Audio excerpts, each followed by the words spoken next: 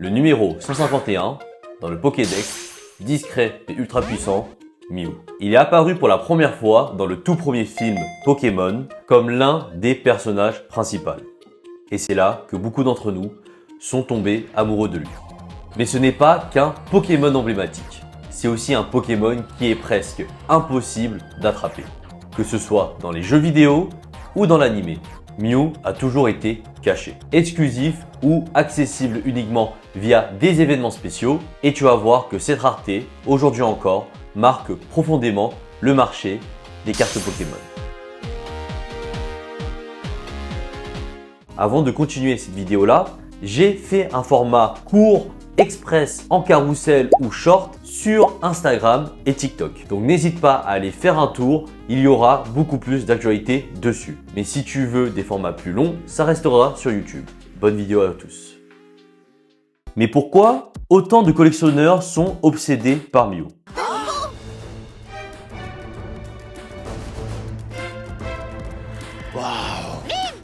C'est mieux. Il est mystérieux, il a marqué toutes les générations et surtout, les cartes Mew sont nombreuses, variées et souvent rares. Sauf que voilà, il est quasiment impossible maintenant pour un collectionneur d'avoir toutes les cartes Mew existantes dans sa collection. Pourquoi?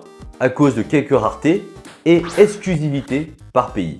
Et surtout, une nouvelle carte vient tout simplement de compliquer cette collection-là. Et justement, parlons de la bombe qui a été annoncée en début janvier 2025. Une carte Mew exclusive a été révélée pour célébrer la sortie du set 151 en Chine. Une illustration inédite, une distribution ultra limitée, 1510 exemplaires uniquement existantes dans le monde entier. Et attention, parce que cette carte-là n'est pas vendue et ni trouvable depuis une série ou dans un booster. Pour l'obtenir, il faut participer à au moins 15 activités Pokémon dans les 3 lieux de tournois différents en Chine, entre mars et décembre 2025. Chaque 15 du mois, 151 gagnants seront tirés au sort via l'application WeChat dédiée. Et pour ceux qui ne connaissent pas, WeChat est tout simplement la super app utilisée partout en Chine. Une application qui te permet de faire de la messagerie appel, paiement mobile, réseaux sociaux, applications intégrées comme Uber, Deliveroo, etc. C'est même une plateforme pour les services gouvernementaux, professionnels et commerciaux. Tu peux même payer ton loyer avec cette application-là. Et dans le cas de Pokémon, c'est l'application dédiée pour participer au tournoi. En résumé, si tu n'es pas en Chine et que tu n'as pas WeChat, il est quasiment impossible pour toi de te la procurer avec le circuit classique. Donc, uniquement les fans chinois ou les personnes habitant en Chine peuvent pouvoir participer et essayer de se procurer cette Mew exclusive. Et vous l'avez sûrement remarqué, tout tourne autour de 151. Cette carte-là a été annoncée pour la sortie de 151 en Chine. Il y a 1510 exemplaires disponibles. Il faut participer à 15 activités. Elle est distribuée tous les 15 du mois et uniquement 151 gagnants par mois peuvent l'avoir. Mais aujourd'hui, les premières cartes sont enfin arrivées sur le marché et le prix fait très mal. Sur eBay, une vente réussie de la carte en loose a été effectuée le 24 mai 2025 à déjà 7899 $. Une autre, un record peut-être historique, d'une PSA 10 a été vendue le 25 mai 2025, donc le lendemain, à 14 900 $. Oui, vous ne rêvez pas, c'est bien le prix.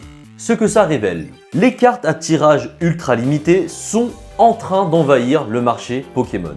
Une stratégie qui rappelle les exclus dans la collection de luxe, sneakers et même tops avec les cartes numérotées. Les cartes chinoises, elles, prennent de plus en plus d'importance. Ce n'est plus du tout un marché à part, ça commence à devenir de plus en plus lourd mondialement et commence à arriver au même niveau que les cartes japonaises. C'est l'impression que ça nous donne. En tout cas, nous en France, on en parle énormément et en Asie également. Et surtout, ça attire les faussaires. Comme je vous en ai parlé dans une autre actualité, le marché est infesté de contrefaçons. Cette carte-là, avant même sa sortie, a déjà eu énormément de contrefaçons avec un pattern de l'art de la carte, des effets de la carte, de relief de la carte quasi identiques. Une carte comme celle-ci, c'est un petit peu l'aubaine pour les personnes qui veulent scammer. Parce qu'il y en a uniquement 1510, mais n'étant pas numérotées, c'est difficile pour les personnes de savoir si c'est une vraie ou une fausse. Donc faites attention à vous si vous voulez vous procurer cette carte-là. Cette carte pourrait potentiellement devenir la carte Mew la plus chère du monde. Et c'est peut-être aussi la première fois qu'une carte un mois après sa sortie atteigne déjà les 5 chiffres en gradé PSA 10. Donc c'est sûrement un des records historiques autour de l'univers des cartes Pokémon. Et maintenant, la vraie question. Est-ce que Pokémon Company va répéter ce modèle ultra limité avec d'autres Pokémon? Est-ce qu'on va rentrer dans une ère de spéculation de cartes Pokémon à édition limitée? Est-ce que c'est une bonne ou mauvaise chose pour l'univers de la collection? Ou bien malheureusement, ça tue un petit peu le TCG et rend certaines cartes inaccessibles pour les collectionneurs. En tout cas, cette carte-là, personnellement, je la trouve magnifique. Je ne sais pas ce que vous en pensez. N'hésitez pas à me dire votre avis en commentaire. Le journal TCG, c'est maintenant ce type de format-là. Donc pareil, j'espère que vous avez apprécié.